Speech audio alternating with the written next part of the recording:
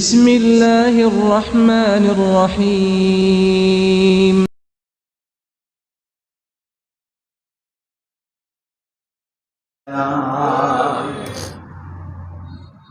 পারছিল এই জন্য রব্বুল আলামিন বলেন আল্লাহু ওয়ালিউল মুত্তাকিন।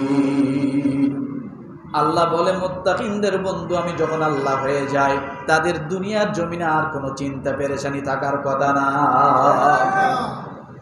রব্বুল আলামিনকে এবার আপনি যদি প্রশ্ন করেন, আল্লাহ বুঝলাম আপনি মুত্তাকির বন্ধু, মুত্তাকি কেমনে হব?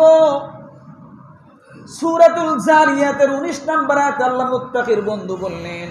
এরপর আপনি যদি প্রশ্ন করেন আল্লাহ কেমন করে বন্ধু হব, আল্লাহ তাআলা 20 নম্বর আয়াতে বলেন হাযা বাসাইরু লিন-নাসি ওয়া হুদান ওয়া রাহমাতাল লিকাওমিন ইউকিনুন।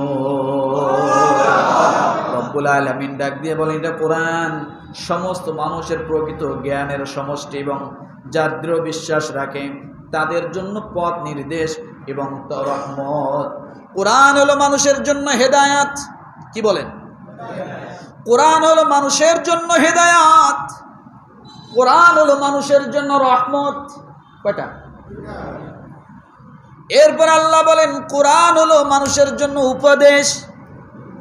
কাযালিকা নাকুসসু আলাইকা মিন আনবাই মা ক্বাদ সাবাকা ওয়া ক্বাদ আতাইনাকা মিন লাদুন্না যিকরা। আল্লাহ বলেন কোরআন হলো মানুষের জন্য উপদেশ।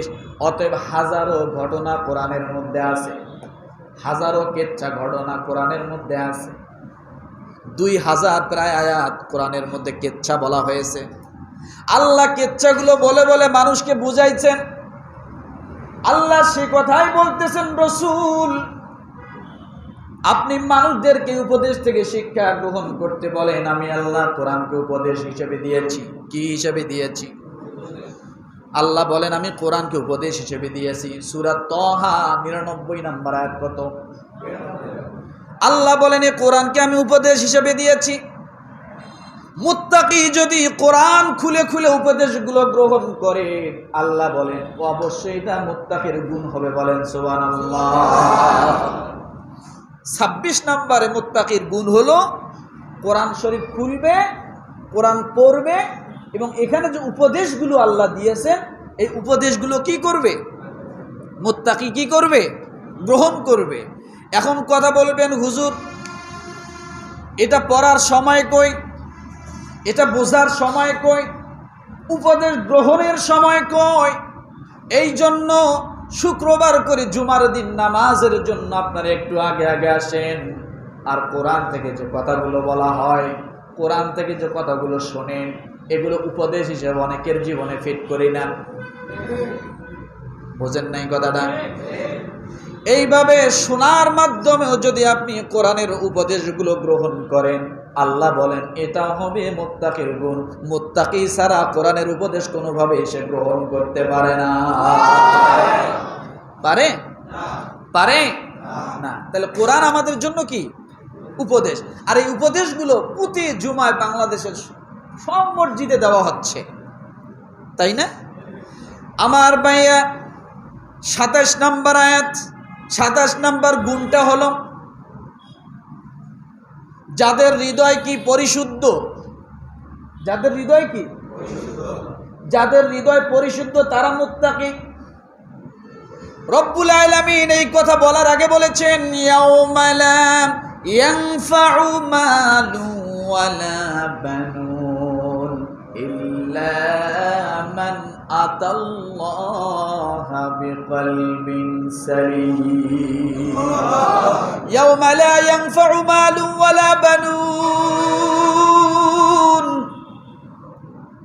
সন্তান সন্ততি তোমার কোনো কাজে আসবে না, তোমার সম্পদ তোমার কোনো কাজে আসবে না।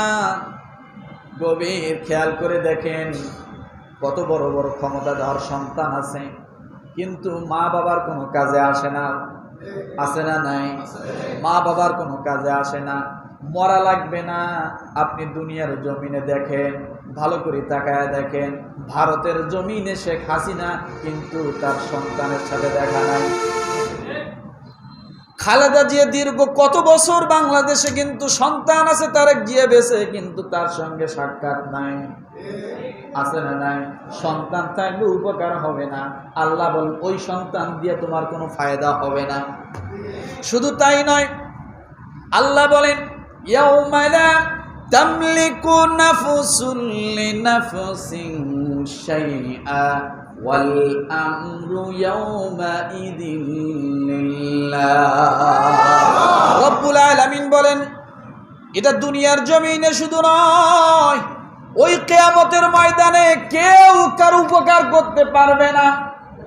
যার কাছে উপকার চাইতে যাবে, সঙ্গে সঙ্গে আল্লাহ বলেন ইয়াউমা ইয়াফিরুল মারউ মিন আখিহি ওয়া উম্মিহি ওয়া আবিহি ওয়া সাহিবাতিহি ওয়া বানি লিকুল্লি ইমরিইম মিনহুম ইয়াওমাইযিন শাআনু ইউগনি।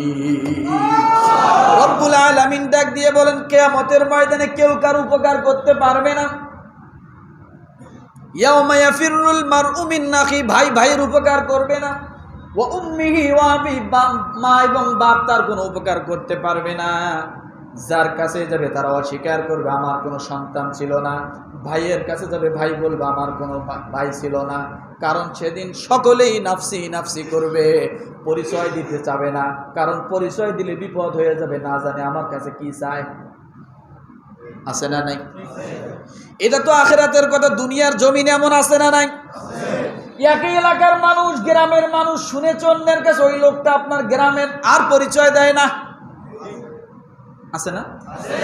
কারণ পরিচয় দিলে যদি আবার বাড়িতে নিতে হয়, ঘরে নিতে হয়, খাওয়াইতে হয়, বিপদ আপদে পড়লে আবার আমার নাম বলে ফাঁকি দিয়ে অন্য জায়গায় দোকান বাকি খাইয়া যায়। আছে না নাই? এই জন্য পরিচয় দেয় না।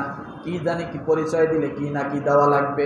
আল্লাহ বলেন কিয়ামতের ময়দানটা এমন হবে, সওয়াব দিতে হবে, উপকার করতে হবে, জন্য মা তার সন্তানের পরিচয় দিবে না। ও মুসলমান, ওই দিন আল্লাহ বলেন ইল্লা মান আতাল্লাহা বিকলবিন সালিম, যার একটা স্বচ্ছ হৃদয় আছে, যে হৃদয়ে হিংসা থাকবে না, গীবত থাকবে না, চগলখুরি থাকবে না, পরনিন্দা থাকবে না, অপরের ক্ষতি করার নিয়ত থাকবে না, মানুষের সঙ্গে হাসি মুখে কথা বলে, কঠিন করে কোনো কাজ করে না, কঠিন করে কোনো কথা বলে না, সহজ সরল ভাষায় কথা বলে, ভুল হলে মানুষের কাছে মাফ চায়। আল্লাহ বলেন ওই মানুষগুলো বিকলবিন সালিমের অন্তর্ভুক্ত। অর্থাৎ যে মানুষগুলো মানুষের কাছে ক্ষমা চাওয়ার জন্য নিজেকে কখনো ছোট মনে করে না, ভুল হলে ক্ষমা চায়। আল্লাহ বলেন ওই লোকটা হৃদয়ের মধ্যে একবার স্বচ্ছতা, কথা ঠিক কিনা? ইল্লা মান আতাল্লাহা বিকলবিন সালিম, সেদিন কলবে সালিমের মাধ্যমে আল্লাহ আমাদেরকে নাজাত দিবেন। এই জন্য আল্লাহ বলেন যে এটা হলো মুত্তাকির গুণ।